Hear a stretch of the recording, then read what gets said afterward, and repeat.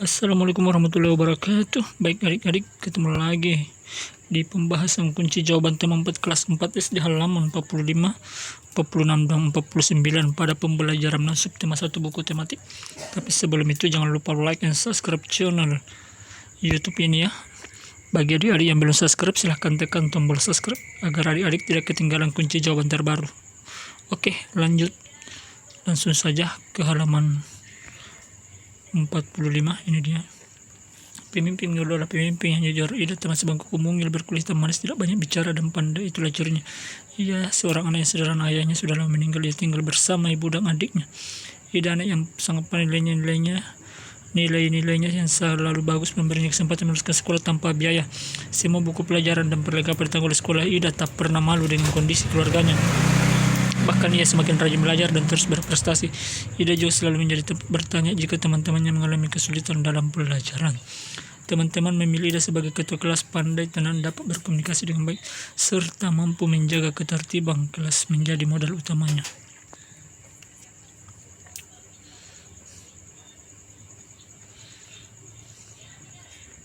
Hari ini Tati mengingatkan tentang ulangan matematika. Sebagian siswa tidak siap, termasuk Gugut, si jagoan bola yang duduk di belakang kami. Waduh, saya belum belajar. Kemarin saya seharian bermain bola sampai sore.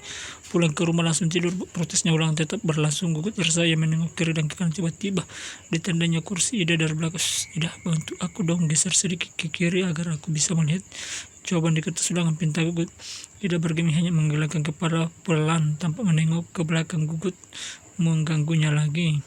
Ayo dong Ida, sekali saja nanti aku beri kamu uang 10.000 rupiah, kamu bisa jajan kue di kantin, rayunya.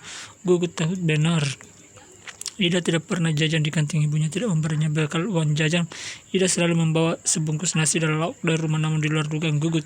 Ida tidak terusir, sekali lagi ia menggeleng pelang sampai waktu berakhir. Gugut terpaksa menyerahkan kertas ulangannya dengan lunglai. Pada waktu istirahat Ida menghampiri Gugut.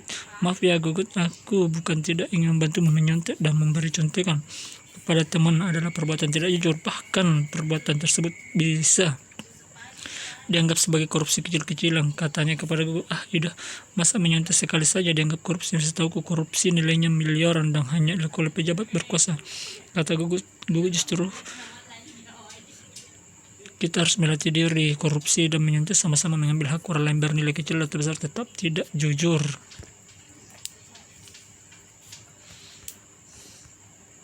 Kita membiasakan diri bertingkah laku lurus, mudah-mudahan ketika besar nanti kita tidak akan tergoda untuk melakukan korupsi dalam bentuk apapun. Ida menambahkan dengan panjang lebar. Aku dan teman-teman sekelas yang ikut mendengarkan percakapan Ida dan Gugut terdiam setuju. Memang tidak salah kami milih Ida sebagai pemimpin kelas. Tidak sekedar pandai, Ida juga patut dijadikan teladan. Kunci jawaban halaman 45. Buatlah pertanyaan sebanyak-banyaknya tentang cara cerdas, berikan pertanyaan kepada teman sebelah untuk dijawab. Pertanyaanmu pada tempat di bawah.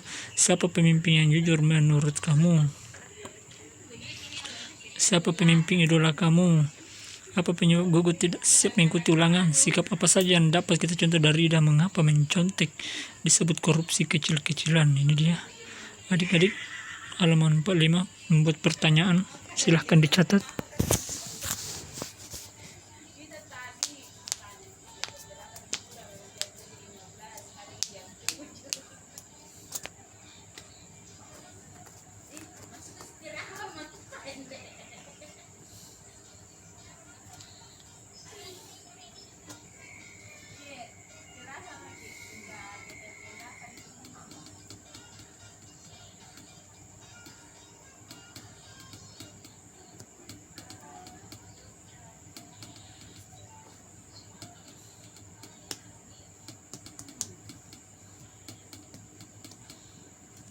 Apabila sudah, kita lanjut. Kunci jawaban halaman 46.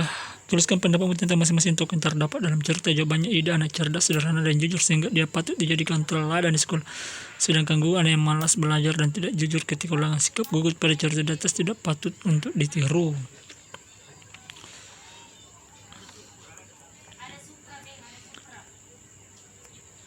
Tuliskan pendapatmu tentang konflik yang terjadi. Jawabannya adalah ketika melaksanakan ulangan di sekolah kita harus berlaku jujur walaupun menurun dengan memberikan jawaban kita kepada teman yang lain. Tindakan tersebut salah karena ketika ulangan kita tidak boleh tolong menolong dengan saling memberikan jawaban ulangan. Baik adik-adik, silahkan dicatat.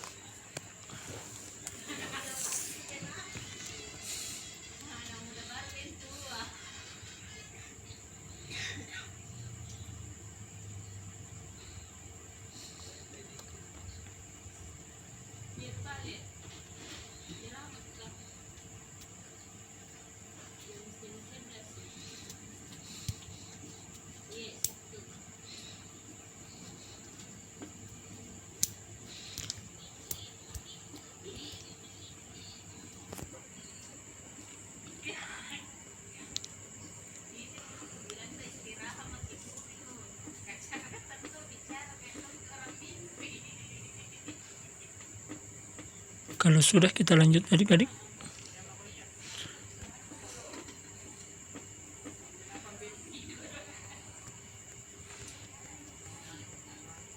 Tiga, tuliskan pendapatmu tentang pesan moral yang terdapat dalam cerita.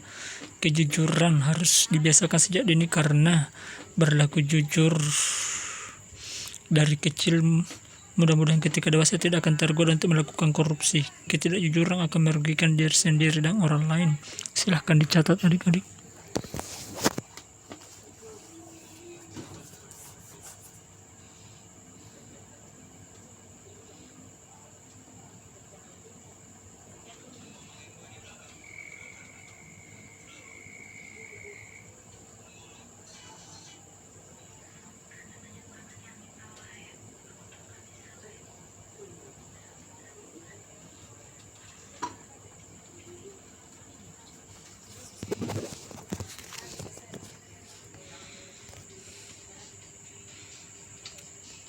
Kunci jawaban halaman 49 ya renung. Setelah belajar selama 1 pekan, renungkanlah hal-hal penting apa saja yang kau pelajari dalam 1 pekan ini. Apa 4 pelajaran tersebut dalam moral dan lingkungan, nilai apa yang dapat kamu terapkan dalam kehidupan sehari-hari. Jadi jawabannya disesuaikan dengan kemampuan siswa. Peragakan cara melakukan langkah-langkah dalam silat. Minta orang tua untuk menulis komentar. Jadi jawabannya di halaman 49 sesuai dengan keadaan siswa ya. Baik, kita cari kunci jawaban lainnya di sumber yang lain adik-adik.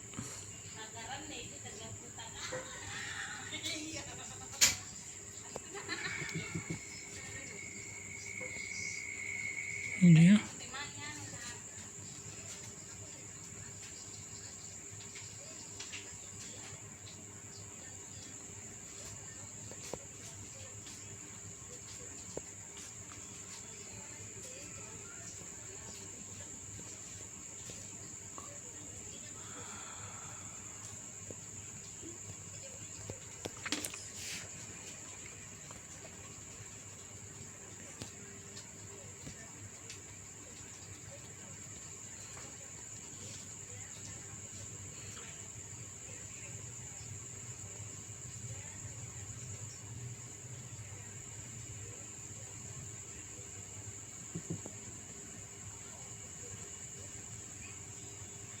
Ini dia.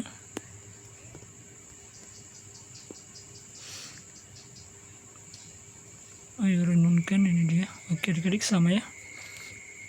Demikianlah kunci jawaban dari halaman 44, 45, 46, dan 49. Semoga bermanfaat. Tetap semangat belajar dan jaga kesehatan. Jangan lupa like dan subscribe. Bagi adik-adik yang belum subscribe, silahkan tekan tombol subscribe agar adik-adik tidak ketinggalan kunci jawaban terbaru. Sekian dan terima kasih. Wassalamualaikum warahmatullahi wabarakatuh.